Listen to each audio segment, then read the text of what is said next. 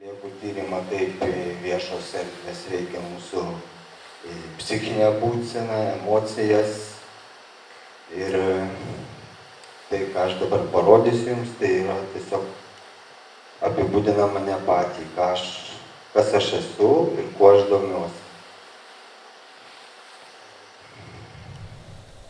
Vienas iš įdomių darbų buvo jau tas darbas Nemuno salos skulptūrų parkas. Kažkada prieš porą metų valėsi senvagė ir saloje buvo daug palikta tokių, kaip pasakyti, reliktų. Statybinis laužas, šiukšlės, armatūros visokios kyšančios ir aš pabandžiau priminti užmirštas problemas ir meno pagalba jas įvietinti, kaip sakau, akcentas buvo atiduotas spalvai.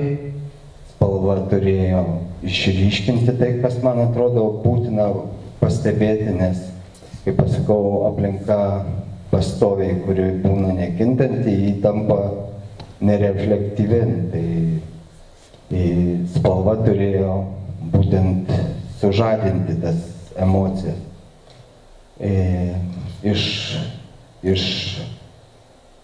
Iš nepanaudotų, sakykime, iš tų pačių šiukšlių, matot patys, kaip aš jas čia įvietinau, ištapiau, kaip galima ryškiau, kad būtų gerai matoma. Su salos bendruomenė, tai yra su žmonėmis, kurie vedžioja šunis, aš suorganizavau tokią talką pavasarį ir mes čia pabandėm pasijausti šeimininkais Nemuno saloje. Kelių kalnas. Tai irgi čia iš paliktos žemių krūvos, ten matyti, kaip jie atrodo.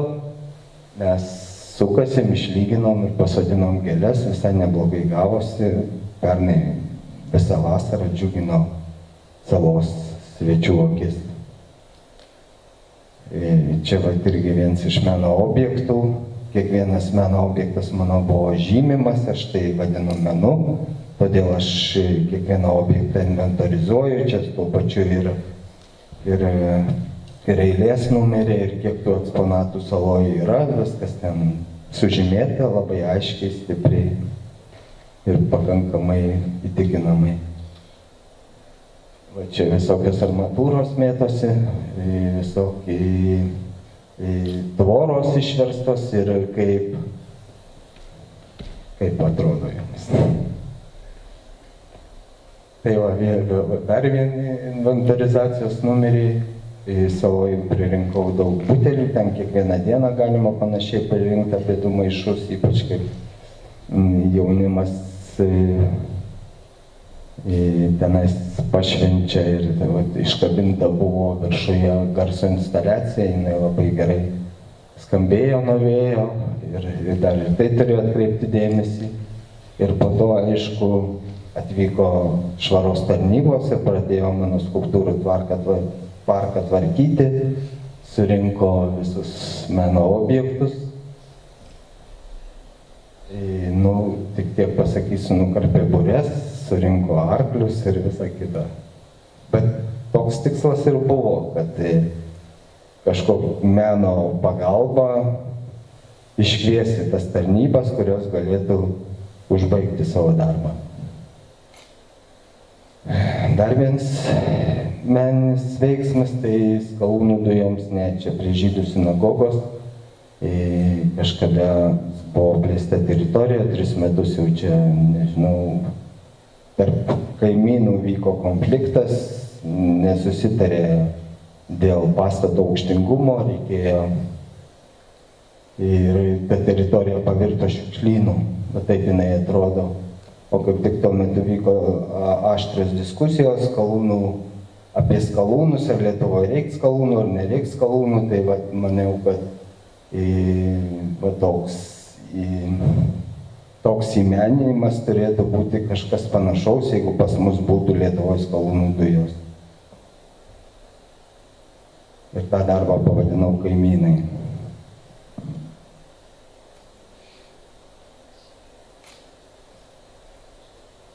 Suoliukai, gal teko matyti Vilniaus gatvėje, kažkada irgi aš jau daug metų vaikščiojau ir kažkur apie 5 metus šitie suoliukai va taip atrodė. Va taip jie atrodo. Aš nusprendžiau juos irgi įvietinti. Įvietintas menas tai yra toks menas, kuris yra labai glaudžiai susijęs su vieta. Ir būtent vieta padiktuoja idėją, kas turi daroma, kas turi būti daroma ir kaip tai atliekama. Tai ėmiausi tokios iniciatyvos, susirinkau atitinkamas statybinės medžiagas, sakykime, tokias irgi, kad kol spalvos ryškesnės ir kad taip pat būtų galima atkreipti dėmesį, va taip atrodo įvietinti suoliukai. Neilgai stovėjo, va po kiek laiko šitie suoliukai pasikeitė naujais. Kanto tvora ir fortepijonas, aš jį taip vadinu, už tai, kad jis stoja prie choro mokyklos. Ir irgi jau 20 metų, kaip šita teritorija visų užmiršta. Ir aš taip pagalvojau, kas laukia tų vaikų, jeigu mes galim daug dėti pastangų juos lavinti, bet jeigu vieša erdvė, kurioje jie pastoviai kiekvieną dieną praeina ir mato apleistą teritoriją, aš manau, kad tai irgi daro įtaką vaiko auklėjimui ir sąmoningumui. Ta pati Kanto tvora iš kitos pusės ir po mano akcijos, po kiek laiko, matote, jinai buvo pakeista. Čia dar vienas objektas, aš jį vadinu išdaužto lango teorija, kai, sakykime, būna išdaužtas langas ir ilgą laiką jisai nebūna, neilgą, kurį laiką jis nebūna pakeičiamas, tai yra didelė tikimybė, kad ir kiti langai bus išdaužyti. Tai aš tyriau, kaip didėja šiukšlių krūva. Ir iš pat pradžių jį buvo labai maža, paskui didėjo. Čia pačiam miesto centre, galima sakyti, prie Vilijampolės tilto, už tos pusės matyti Kinį. Ir, po kurio laiko atsiradus jūros kiaulytei, aplinka pagerėjo. Čia dar viena akcija, kuri, manau, irgi visus metus kažkaip išžadino mano vaizduotę, stebėjau, kodėl toks reiškinys iš vis gali būti viešoje erdvėje, kaip taip galima, sakykime, vadinti paauglius beždžionėm ir paskiau tikėtis, kad jie neterks miesto, neterš sienų, nepaišys. Tai aš nusprendžiau savo berniukų idėją panaudoti ant šitų plakatų, parodyti, kad galima tą problemą spręsti ir kitokiais būdais. Čia panaudojau Benskį citatą: gerbkite mus ir mes gerbsime jūsų sienas. Tai irgi turėjo atsaką šitas mano veiksmas, po kurio laiko šitų reklamų daugiau jau nebuvo mieste. Baltoji obelis, tai čia yra Santakoj, obelų sodas, čia kažkada buvo sodai ir paskui žmonės įsikraustė ir tos obelys sulaukėjo, obeliai pasidarė nevalgomi, neskanus, tai man primena susvetimėjimo problemą. Šį susvetimėjimo temą aš glaudžiai tyrinėjau savo magistriniam darbe ir tai pabandžiau šitas obelis įvietinti, nubalinti, parodyti, kad jomis galima taip pat rūpintis. Ir jeigu tai kažkaip, tai yra savotiška metafora, jeigu mes, sakykime, nebendraujam vien su kitu, mes irgi darome svetimi. Tai obelis sulaukėjus ir susvetimėjęs žmogus man kažko labai panašus. Kiemo galerija, čia mano pats įdomiausias objektas, jis tęstinis, jis pastoviai pasipildo vis naujais egzemplioriais, dabar aš čia irgi sprendžiu kaimynų susvetimėjimo problemą, nes tai, kas, kaip pasakyti, kiemas tarsi ir visų, bet tuo pačiu niekieno. Tai aš ir nusprendžiau jį atgaivinti meno priemonių pagalba, kaip pasakyti, pakeisti emocijas, pakeisti įpročius žmonių. Pastoviai čia kažkada buvo šiukšlynai dideli ir nieks nelabai kas rūpinosi mūsų kiemu, tai dabar jau situacija pasikeitė gana ženkliai. Taip pradėjau tapyti ant kiemo sienų kaimynų portretus ir istorinės nuotraukas, kurie ten kažkada seniau gyveno kaimynai ir karo metu, kurie gyveno žmonės, jie visi, aišku, aš dabar labai užsiėmęs, bet po truputį tų nuotraukų daugėja ir aš manau, po kurio laiko šitą kiemo galerija labai turės atgarsį miesto įvaizdyje. Berniukas su kriaukle, tai tiesiog sprendžiama yra triukšmo problema, Žižkienės gatvėje šitas darbas yra atliktas ir čia tokios asociacijos, per asociacijas bandau sukelti refleksiją žmonių, kad jie išgirstų gatvės triukšmą, nes visi žinom, kaip ošia jūros kriauklė ir jeigu gerai įsiklausius, tada išgirsti ir tai, kokia yra mūsų gatvė, kaip jinai yra, kokia yra triukšminga. Alyva žydės, šitas darbas yra prie menininkų namų, čia taip pat yra sprendžiama tokia inteligentų, intelektualų problema, kaip kalba eina apie tokį nykstantį visuomenės sluoksnį, sparčiai nykstantį.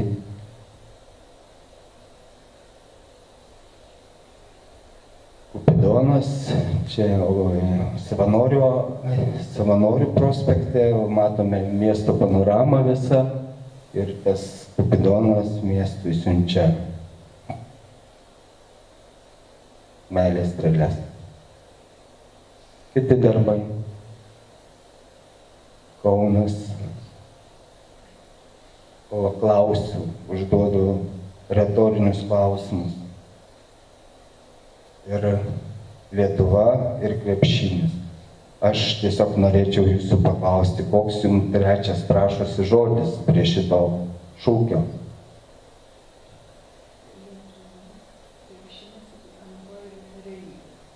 Kas dar, kai mes skanduojam šūkius Lietuva, krepšinis ir dar vienas žodis. Žalgiris, jums neatrodo taip, kad Žalgirio arena, krepšinis visada asocijuojasi kažkaip su Žalgiriu. Tai va, vietoj to trečio žodžio aš įdėjau klaustuką, nes aš ir keliu klausimą, ar Lietuva yra krepšinio šalis. Kodėl pasirinkau šitą meno objektą? Čia yra būtent tas klausimas, apie kurį ir bus paskaita visa, ar Lietuva, ar Kaunas gali vadintis Žalgirio, kaip pasakyti, vardu. Kodėl dar ėmiausi šitą tyrimą? Už tai, kad tai, kas parašyta paminklo informacinėje lentoje ir tai, ką aš matau paminklo ikonografijoje, manau, stipriai netitinka to, kaip aš įsivaizduoju, kas yra Žalgiris. Taigi paskaitykime, aš tiesiog skaitysiu kartu su jum, arba gal aš pats viens paskaitysiu, nes tai yra labai svarbi informacija, kurią mes paskui visą paskaitą ir bandysim praplėsti. Lietuvos valdovo Jungtinės kariuomenės vado Vytauto Didžiojo vadovaujami lietuvių, lenkų, rusėnų ir totorių samdyti čekų ir moldavų pulkai kartu su Lenkijos karaliumi ties Griunvaldu laimėjo lemiamą mūšį prieš vokiečių kryžiuočių ordiną, beveik 200 metų puldinėjusi Lietuvos kraštą. 1932 metais paminklas buvo pastatytas Aukštojoje Panemunėje skulptorius Vincas Grybas, o 1952 metais sovietų valdžios nugriautas. 1990 metais paminklas atstatytas pilietinio judėjimo klubo Aukuro iniciatyva Lietuvos piliečių ir išeivijos lietuvių aukomis, minint 580-asias Žalgirio mūšio metines.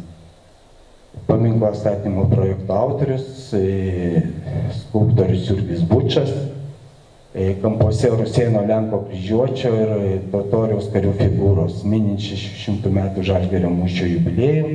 2010 Liepos 15 prie paminklo įleista žemės parvežtos į Žalgirio mūšio lauką.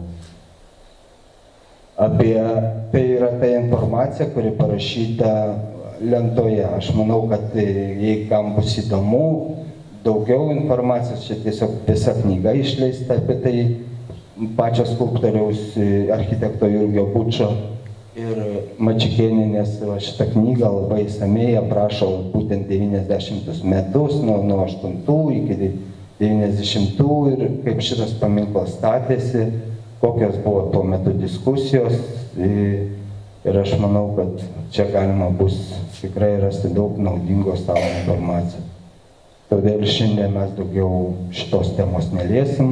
Aš praeitas paskaitas bandžiau pažvelgti šitą knygą plačiau, bet dabar aš ją atidėjau į šalį. Tai va, kad daiktas pasidarytų įdomus, tai reikia ilgai jį žiūrėti.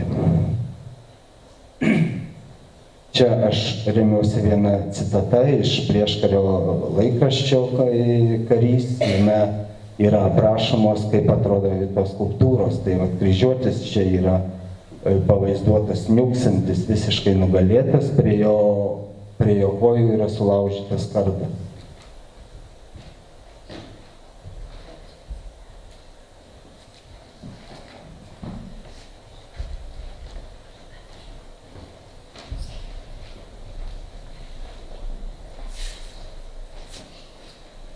Tačiau šalia rusai, matote,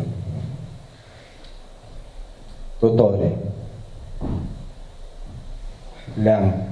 Tai yra pagrindiniai Žalgirio mūšio sąjungininkai, tai yra pagrindiniai Vytauto sąjungininkai.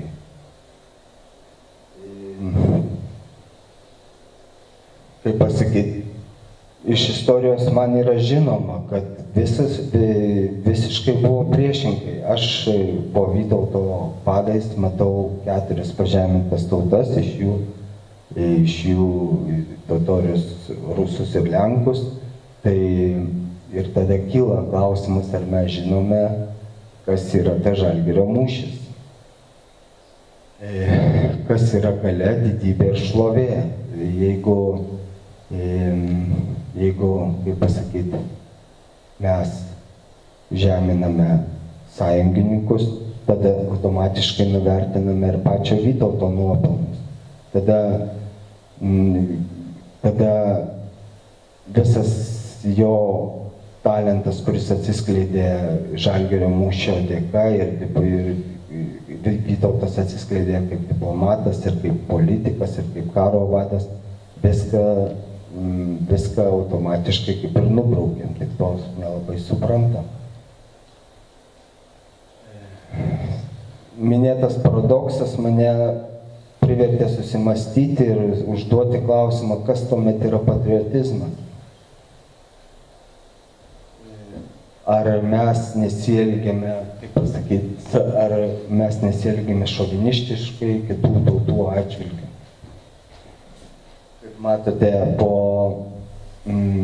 čia ne tik tais Lenkas, Rusas, totorius ir Vokietis, bet čia yra Lenkija, kadangi vaizduojami yra ne tik tais kariai, bet ir jų atributika, jų skiriamieji ženklai. Vokietija, totoriai, Rusija. Kaip matote, nieks nepasikeitė dabartiniuose šių šalių herbuose, tai yra šalių simbolikoje, taip pat dominuoja tie patys herbai. Taigi, apie patriotizmą galima rasti daug literatūros ir apie tai daug rašęs yra Maceinas, Šalkauskis, bet aš daugiau remiuosi Levu Tolstojų Bet šiandien mes pasiremsim tik trumpu apibrėžimu, kurį aptikau enciklopedijoje, jis labai glaustas ir labai aiškiai nusako, kas yra patriotizmas. Tai patriotizmas tai to reiškinys, kai gerbiama, ginama, mylima savo šalis, tauta, kalba, kultūra. Patriotizmo apraiškos išryškėja kylant tautiniams konfliktams, ginant savo kraštą ir valstybę. Taigi, patriotizmu nelaikomas toks savo šalies aukštinimas, kai žeminamos kitos tautos ar kitos tėvynės, tuomet tai laikytina šovinizmu. Kuo šovinizmas baigėsi Antrojo pasaulinio karo metais, mes tikrai žinome iš istorijos. Tai yra visai neseniai įvykiai, kurie įvyko mūsų mieste. Tai holokaustas Lietuvoje, šitaip Kaune karo pradžioje buvo žydai varomi į getą. Čia yra Lietūkio įvykiai, kurie irgi parodo, kuo gali baigti šovinizmas. Kodėl aš lyginu, remiuosi tokiom paralelėm, nes tai yra glaudžiai susiję ir su šiandienos mūsų tema, kadangi pats skulptorius, pats šito paminklo autorius kartu su žydais karo pradžioje buvo sušaudytas Jurbarko miške. Taigi paminklas. Minėtas apibūdinimas, apie kurį aš dabar kalbėjau, mane paskatino atlikti tyrimą. Aš jį vadinu meniniu tyrimu, tai yra, sakau, ir dalis mano magistrinio darbo, kuriame aš bandžiau išsiaiškinti, kaip šitą paminklą mato, sakykime, užsienio turistai. Kaip matėt piešinius, aš juos naudojau pirmiausia kaip vertimą. Vat kaip sakoma, verčiamos yra knygos, literatūros kūriniai, ir poezija. Tai aš pagalvojau, kodėl neišvertus iš skulptūros į tapybos kalbą. Arba tapyba yra tokia išraiškos priemonė, kuri geriau gali išreikšti jausmus, gali geriau išreikšti mane patį, ką aš jaučiu ir perduoti kitiems, kad kiti pamatytų ir sutinkat, kad piešiniai paveikesni negu pačios skulptūros. Man taip atrodo. Taigi aš žiūrėjau, stebėjau aplinką, stebėjau, kaip turistai perskaito paminklą.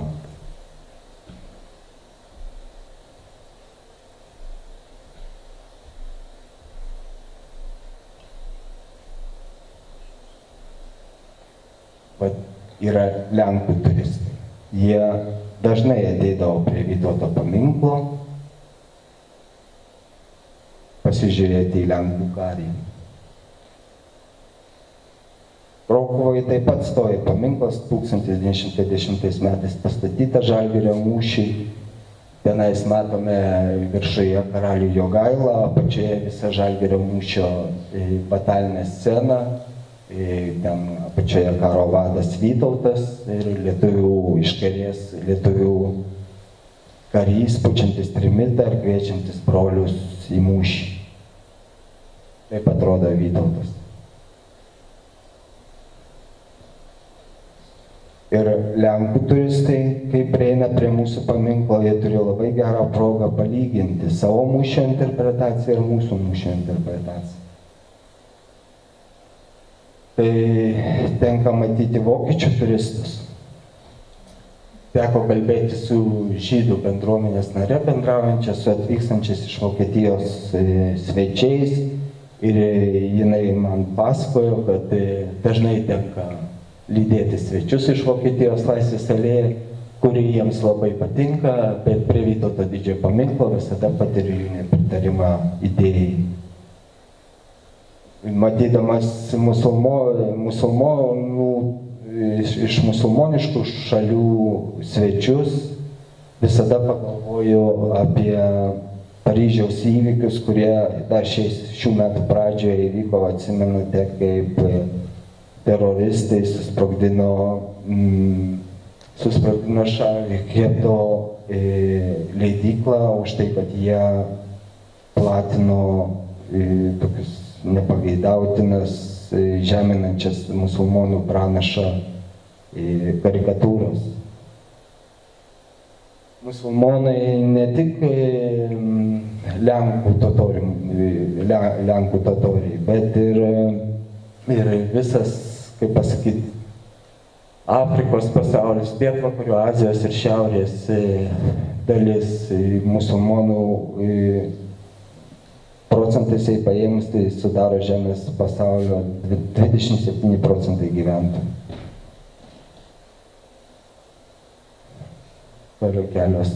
Keli fragmentai tenka matyti, kaip gidai praveda ekskursijas prie paminklo, atstumas gana didelis ir aišku, kurie turistai arčiau prieina, jie atpažįsta savo šalių simboliką.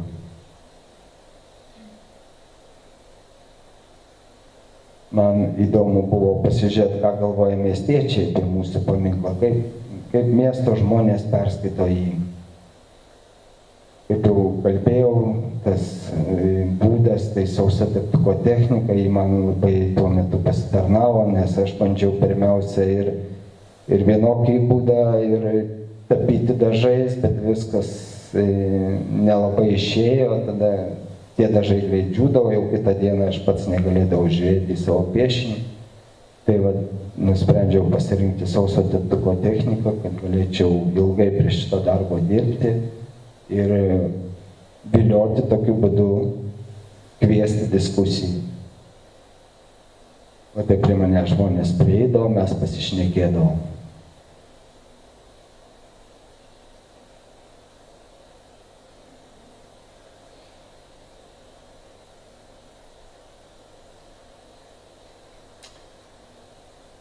Bendravau, paskaičiavau, tai buvo kažkur apie 200 žmonių, su kuriais aš kalbėjausi.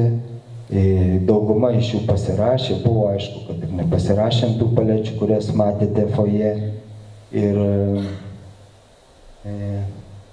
pasižiūrėkit, kiek emailų, dar kiti žmonės palikdavo ir telefonus.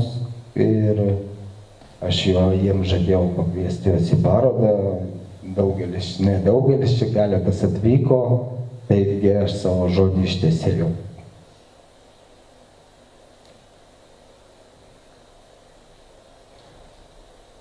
Kas nulėmė sprendimą?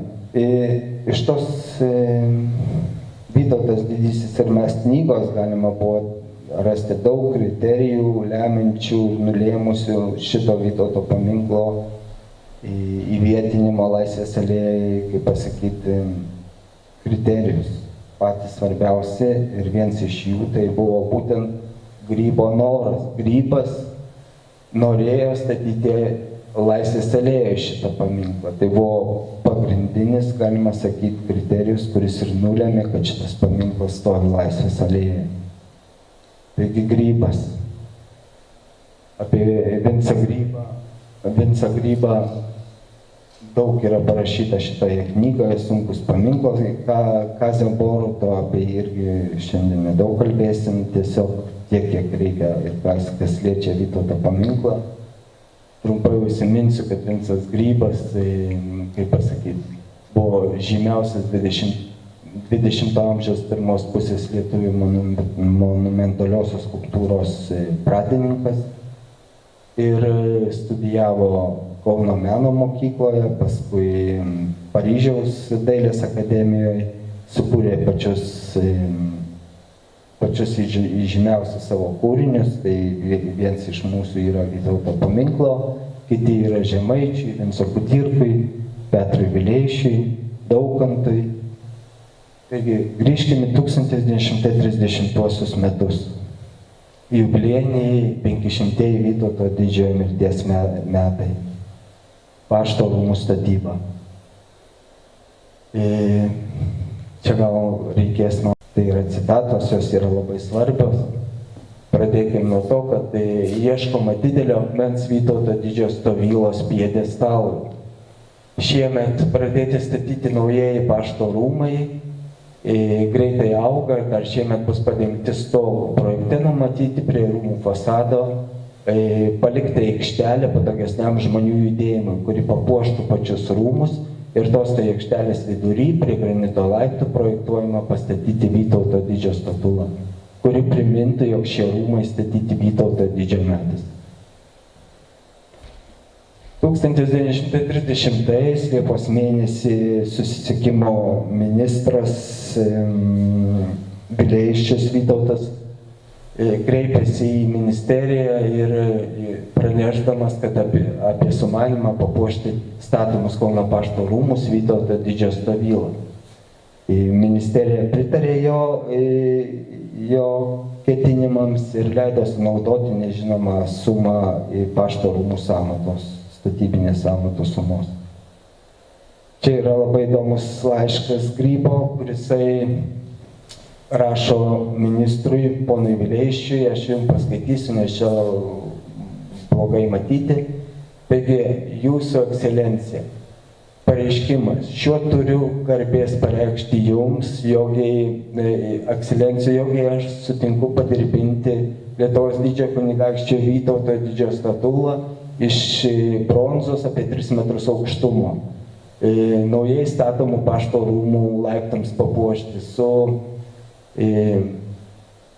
su jos pastatymo išlaidom ant jau paruošto pjedestalo už 39 000 litų. Čia dar tame pačiame laiške yra pridėti Daukanto paminklo piešiniai ir nuotraukos, nes jis tuo metu jau baigė statyti Daukanto paminklą Papilėje ir dabar kartu su savo mokytoju Sklėriu jisai apsiima statyti Vytauto paminklą ir čia yra apibūdinta, kaip turi atrodyti Vytauto paminklas, kaip kokio užsakovai pageidavo iš skulptorių. Taigi Vytauto didžiojo statula pavidale stovinčio karžygio karališkose tų laikų rūbose turi turėti ne mažiau kaip 3 metrus aukščio. Statulos gipsinis modelis ir kaip pasakyti, turi būti atlietas iš bronzos ir būti pagaminta ir komisijos užgirtas iki 1931 metų. Tai va taip atrodė Grybo projektas. Grybas pavaizdavo čia Vytautą kaip idealų karžygį, nugalėtoją karališkose tų laikų rūbose ir turi turėti ne mažiau kaip 3 metrus aukštumo. 1930 metais rugpjūčio mėnesio 6 dieną ministrų kabinetas šitą projektą sustabdė, nutarė atidėti. O spalio mėnesio 16 dieną ir išvis atšaukė. Kadangi tų pačių metų vasario 21 dieną Vytauto didžiojo komitetas nusprendė statyti tik vieną paminklą, tai yra Vytauto didžiojo karo muziejų. Tais pačiais metais Liepos mėnesį Grybas dalyvauja su savo projektu Vytauto, tai yra karininkų kursuose. Jie kaip tik tenais rengė parodą skirtą Žalgirio mūšio 520-osioms metinėms paminėti. Taip atrodo ta patalpa, kur buvo paroda. Ir tenais Grybas pristatė savo 2 projektus. Apie vieną jau mes kalbėjome. Tai yra nepatvirtintas projektas, kuris turėjo stovėti Laisvės alėjoje. Ir dar vienas projektas, kurį aš aptikau Nijolės Tumėnienės knygoje apie Vinco Grybo gyvenimą ir kūrybą.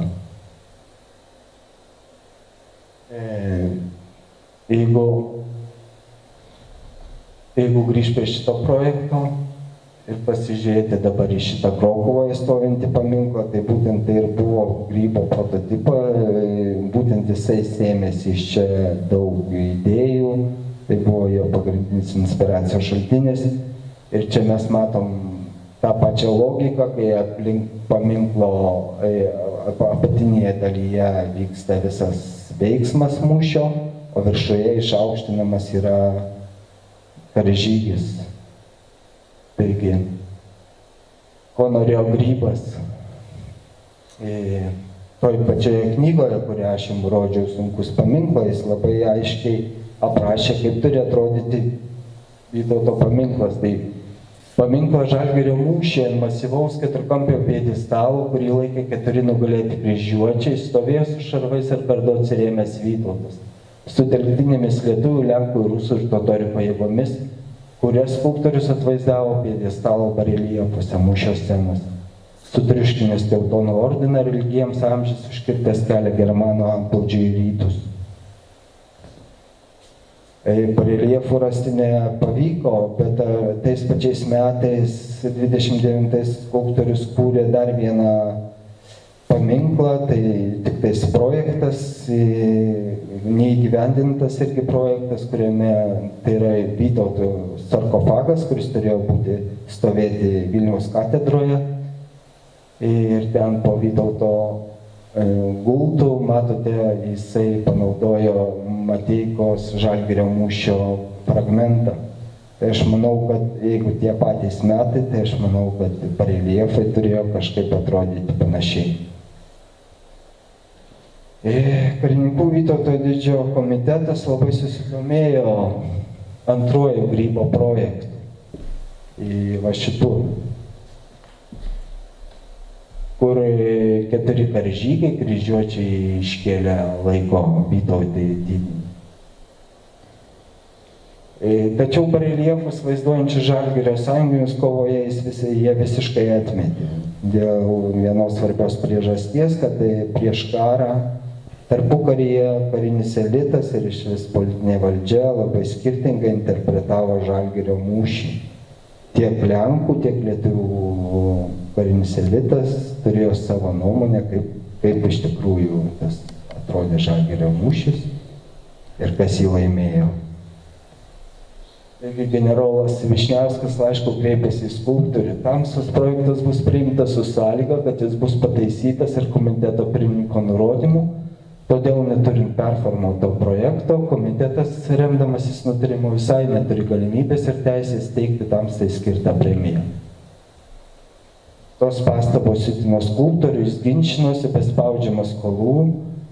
Prisiminkim, kad Vytauto paminklo Laisvės alėjoje jis norėjo pastatyti už 39 000 litų, o šitą paminklą, kurį dabar pradėjo statyti Aukštojoje Panemunėje, nusiderėjo iki 9 000. Pasižiūrėkit, kokia ženkli suma. Nes, kaip jau rodžiau Šimdaukanto paminklą, tai buvo pirmas jo projektas, kurį statydamas labai įlindo į didelės skolas ir jam tas skolas reikėjo atiduoti ir už tai jis darė labai didelės nuolaidas. Taigi, ir norėdamas gauti užsakymą, sutiko pakeisti projektą. Tegul jau bus Vytautas su trikampiais ir pjedestalas be bareljefų.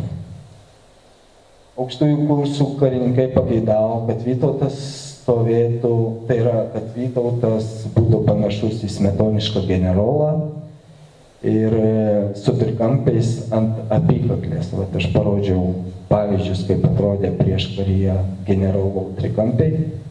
Ir va, viršuje matome ant Vytauto apykaklės tos pačius trikampius. Taigi, taip pat užsakovai pageidavo, kad Vytautas stovėtų atsirėmęs ne tik į sutriuškintus kryžiuočius, bet ir totorius, rusus ir lenkus. Tuo norima buvo simbolizuoti, kad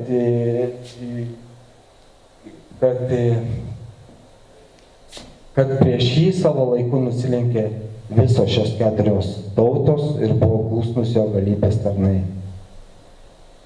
Kaip pasikeitė projektas pirminis, kurį norėjo matyti Grybas, ir kaip atrodė jisai pakoregavus užsakovams. Kaip atrodė karžygiai ir kaip atrodo tarnai.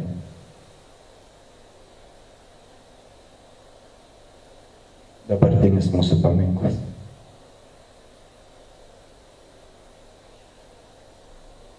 Kiekviena šių statulų turi charakteringą pozą, pavyzdžiui, kryžiuotis, kaip jau kalbėjau, niukso visiškai nugalėtas, prie jo kojų sulaužytas kardas. Sulaužytas kardas užuomina ne tik į sutriuškintą karinę kryžiuočių galybę, bet ir atsigaunančios Vokietijos pretenzijas Klaipėdos kraštui. Revanšistinės idėjas Klaipėdos krašte kėlė daug klausimų tarpukario Lietuvos kariniam elitui.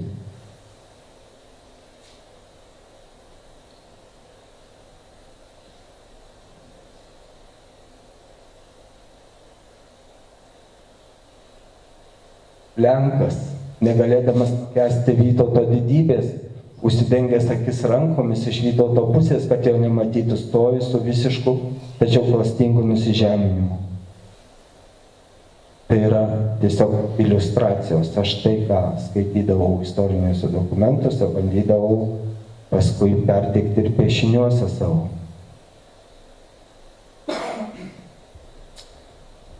Prie sutarties protokole yra pažymėta, kaip turi atrodyti kiekvienas iš karių ir tarkim dar vienas Lenko tipas, plačiau išskleistas Lenkas, jo poza prislėpta, nusiminusi, apvilkta, žvilgsnis nukreiptas į Vytautą, lyg prašytų išmaldos.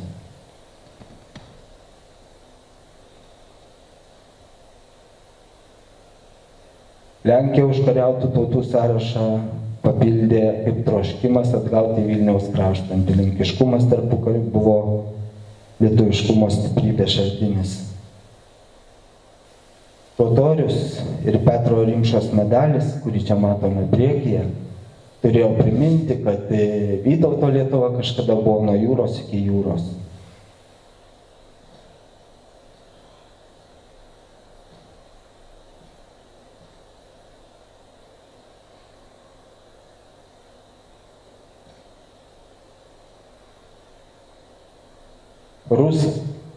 Rusas turi žiūrėti į šoną, atsigręžęs į Lenką, žemyn nuleista ranka taip, kad jo įtemptas laikymas rodytų, lyg jo rengiamas įkirsti. Visas tekstas pažymėtas geltonai, tai yra citatos.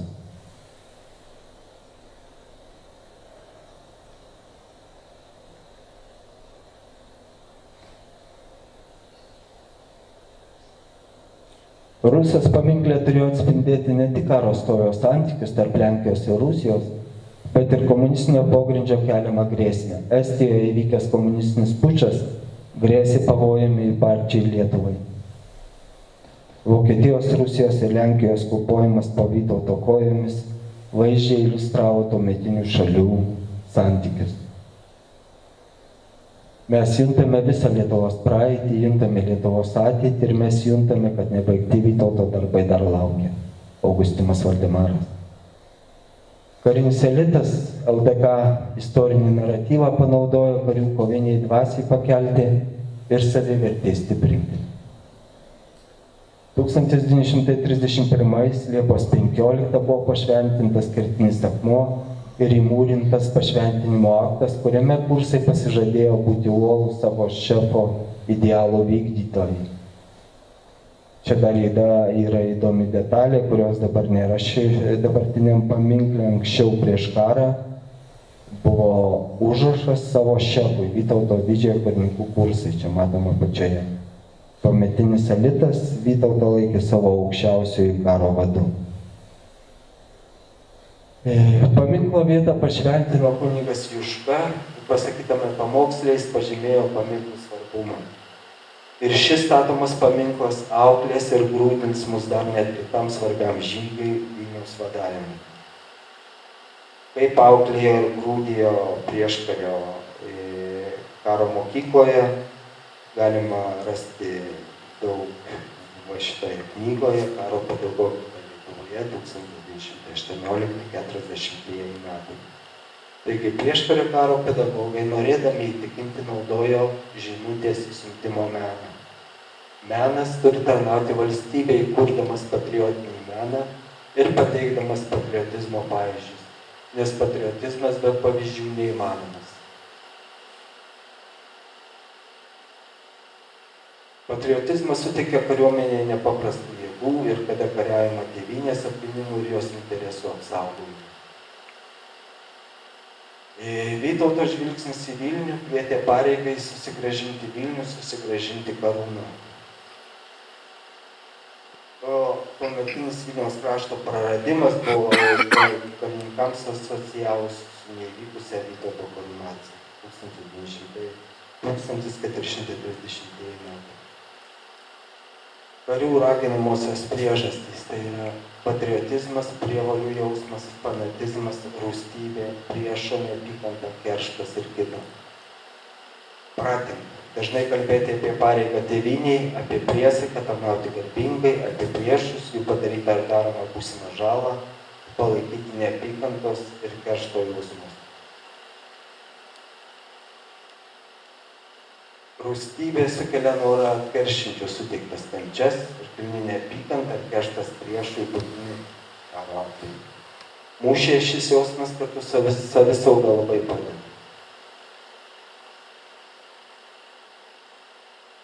Kartojimas yra mokslo motina. Kuo dažniau vienas ar kitas vaizdinys pasirodo sąmonėje, tuo gilesnį ten palieka ženklą, tuo geriau įsitvirtina atmintyje.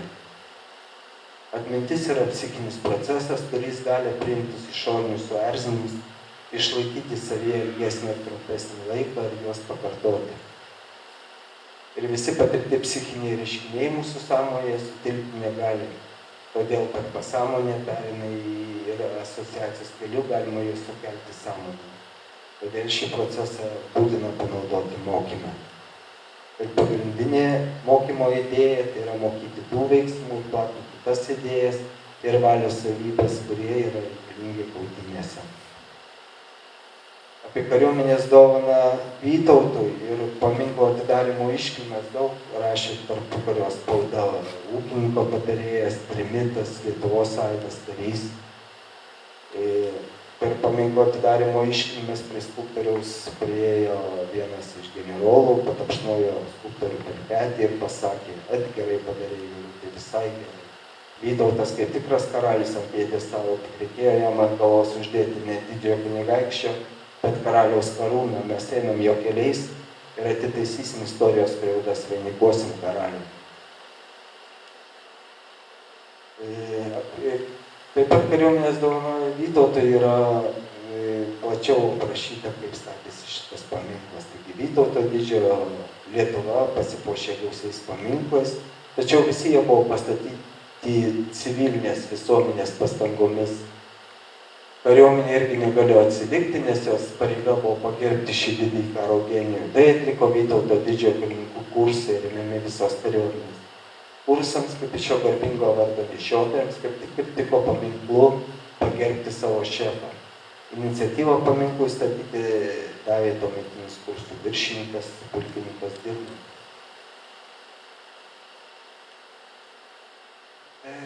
Anksčiau kursai veikė kontakte su vyriausiojo Vytauto mirties sukaktuvėms minėti komitetų ir buvo lėšomis nutarę prisidėti prie jo.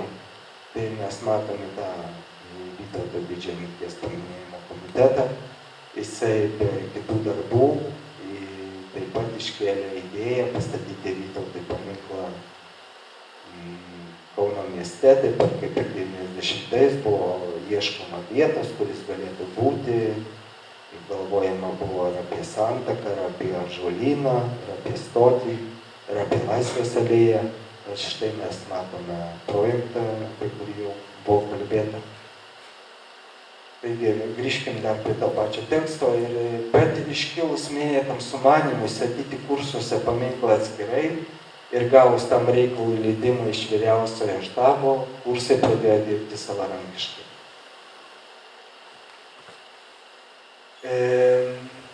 Tuometinis ūkininko patarėjas apgailestavo, kad toksai šaunus paminklas pastatytas ne Kauno stoties aikštėje, ne Laisvės alėjos gale, bet aukštoje Panemunėje, kur mažai kas turės progos jį pamatyti. Kodėl karininkai nusprendė statyti kursuose paminklą atskirai? Pirmiausia, tai buvo svarbus ideologiniai politiniai motyvai. Lietuva ruošėsi karui, nuolatinė karo grėsmė vertė Lietuvos autoritarinę valdžią imtis atsakomų veiksmų. Viena iš tokių priemonių buvo karinė propaganda. Vytautas Didysis, nukreipęs žvilgsnį į Vilnių, turėjo įkvėpti ir būti pavyzdžiu, telkiant jėgas ateities kovoms. Karinė propaganda tarpukaryje buvo plačiai naudota ir daug smerkta, tačiau senkanti Lenkijos kantrybė ir tarptautinis spaudimas privertė Lietuvos valdžią pripažinti, jog santykiai su Varšuva nebėra karo stovyje. Tuo metu Pilsudskis, galima sakyti, prirėmė Augustiną Valdemarą ir išrėžė tokią garsią frazę arba karas, arba taika. Neturėjo tada Lietuva nei stiprios kariuomenės, nei stiprių, kaip pasakyti, išteklių gerų, kad galėtų atstovauti daug didesnę priešo poziciją ir pasirašė sutartį. Taigi 1920 gruodžio 10 Ženevoje pasirašyta taikos sutartis daugiausia ir nulėmė Vytauto paminklo įvietinimo uždaroje karininkų kursų teritorijoje aplinkybės. Kodėl toksai šaunus paminklas pasistatė Nelaisvės alėjoje? Tokį klausimą aš užduodavau žmonių, kai jie ateidavo pas mane pasikalbėti, kai aš piešdavau karius. Lietuva stengiasi atsižvelgti ir į tai, kaip vienas ar kitas matomas žingsnis bus įvertintas Europos sostinėse. Kiek apskritai įtakos šalies įvaizdį užsienyje. Priminsiu, kad tuo metu Kaunas buvo Lietuvos sostinė ir toks Vytauto paminklo eksponavimas viešoje erdvėje diplomatinėms užsienio atstovybėms, kurios rezidavo Kaune, būtų sukėlę papildomų klausimų. O to buvo vengta, nes Lietuva rinkosi atsargią užsienio politiką. Išvados. 3 paminklai, 3 istorijos. Kas trukdo pamatyti tikrą vaizdą? Kas trukdo pamatyti vaizdą, kaip, sakykime, kaip sakiau, totoriaus, lenko, ruso ar vokiečio akimis? Tai pirmiausia pasikeitusios istorinės aplinkybės. Visuomenė savęs netapatina su praeities istoriniais įvykiais, todėl ir nemato paminklo apatinės dalies. Kas trukdo pamatyti tikrą vaizdą? Mitai. Apie Žalgirio mitą jau aš kalbėjau. Čia dabar kelios nuotraukos. Tai yra, kaip atrodo, šventinamas akmuo parvežtas iš Žalgirio mūšio lauko. Buvo skubėta atidengti paminklą minint 580-asis Žalgirio metinės. Taip pat ir visa informacinė lenta, kuri parašyta prie Vytauto paminklo, taip pat aiškiai apibrėžia, kad paminklas buvo skirtas Žalgirio mūšiui. Žemės parvežtos iš Žalgirio mūšio lauko ir buvęs meras Kupčinskas įleido jas į sukapstulę į žemę. Čia kiekvienais metais Liepos 15 Vytautų klubas švenčia Žalgirio mūšio šventes, pamini. Kas trukdo pamatyti tikrą vaizdą dar? Tai karžygio iškėlimo ritualas, apie kurį aš jau užsiminiau. Taigi, visai nesenai Kauno dienoje pasirodė straipsnis, atsakymas į pirmą bet mano kartu su, kaip pasakyti, parašytas mintis, kad Vytauto paminklas yra karo propagandos įrankis, tai oponentai atsakė ir paminėjo būtent tą karžygio iškėlimo ritualą, noriu paskaityti. Ar reikia bijoti Vytauto paminklo Laisvės alėjai?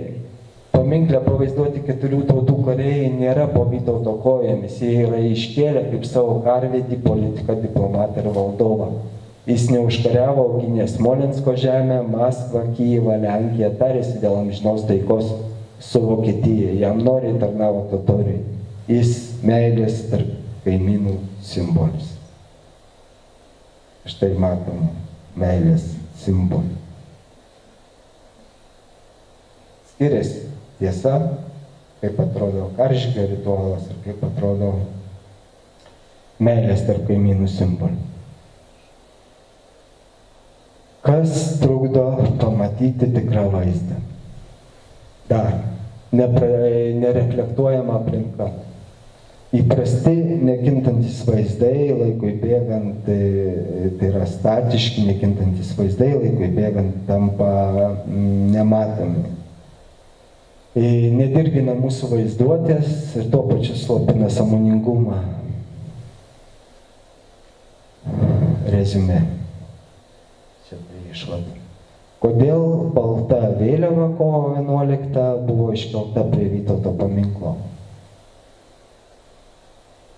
Lietuvos Lenkijos susitaikymo deklaracija 2004 rugsėjo 2 dieną prezidentūroje, dalyvaujant Lietuvos Respublikos prezidentui Valdui Adamkui ir Lenkijos Respublikos ambasadoriui, buvo pasirašytas susitarimas dėl tarpusavio susitaikymo bei Antrojo pasaulinio karo skriaudų atleidimo.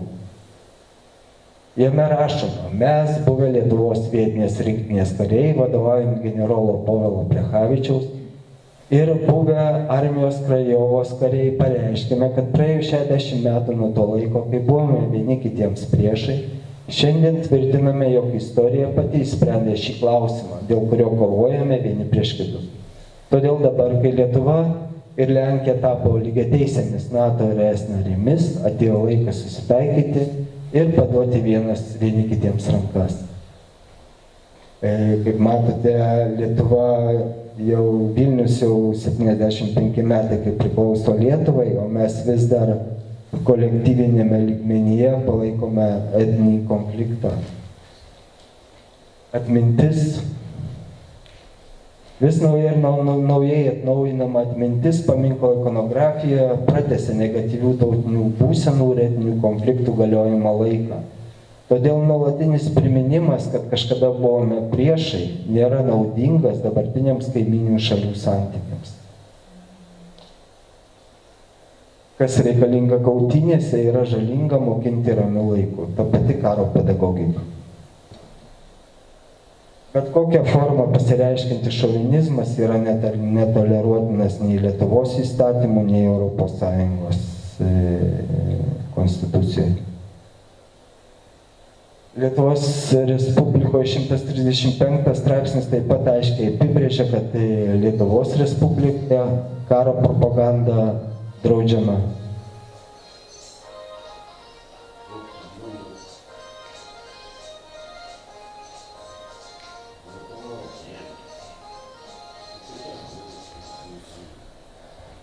Ir dar apie vertybės, kurios deklaruojamas Vytauto paminkle. Taigi, vienas kaimynas norėjo pakenkti kitam kaimynui ir prie jo durų išpylė pamazgų kibirą. Kitas kaimynas išvalė laiptus, nuplovė duris, išplovė kibirą, savo sode pririnko gražiausių obuolių ir padėjo kaimynui prie durų. Sūnus paprieštaravo, sako, tėve, kodėl tai pasielgei? Tėvas jam atsakė, kad kiekvienas dalinamės tuo, ko turime daugiausia. Taigi, kad taip nebūtų, su mumis aš siūlau prisiminti įsipareigojimą ateičiai. Priminsiu, gal daugam iš vis nėra žinoma, kad kai buvo atstatytas šitas paminklas 90 metais, tuometinis tarybos pirmininkas savivaldybės Pukas įpareigojo Aukuro klubą pakabinti šalia paminklo štai šitą lentelę. Paskaitysiu aš ją. Tai paminklas Vytautui Didžiajam buvo atstatytas jis buvo pastatytas 1932 metais Aukštojoje Panemunėje. Skulptorius Vincas Grybas.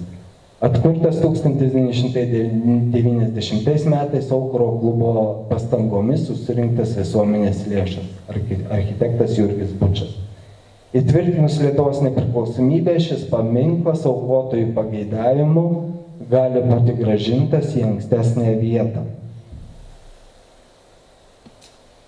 Taigi aš turiu tokį pasiūlymą. Tiesiog siūlau prisiminti pirmą Grybo projektą, tą, kurį jis iš tikrųjų norėjo statyti Laisvės alėjoje, ir bent jau šalia šito paminklo patalpinti plakatą, kuriame būtų atvaizduotas pirmas Grybo projektas ir būtų suteikta galimybė ir visuomenė, ir miesto žmonėms patiems nuspręsti, kokio jiems reikia paminklo. Ačiū labai. Norėjau paprašyti, kad čia taip pat vyksta meninis tyrimas ir tos paletės, kurios matėte ten foje tuščios yra padėtos.